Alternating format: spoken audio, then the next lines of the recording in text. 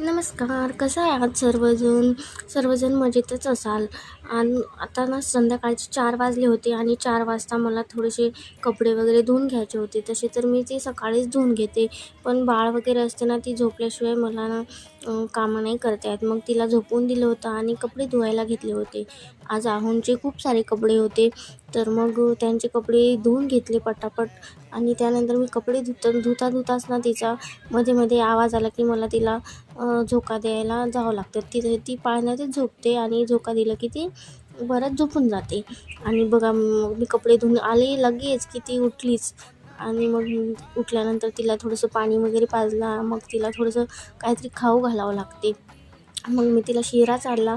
तसं मी गोड जास्त देत नाही, पण थोडंसं त्या साखर तर अजिबात घालत नाही. थोडंसं त्यामध्ये गूळ घातलं होतं आणि तिला शिरा चारला. त्यानंतर ती खेळत होती आणि आता आम्हाला जायचं होतं ग्राउंडला जायची तिची वेळ झाली ना, ती फारच खुश होते.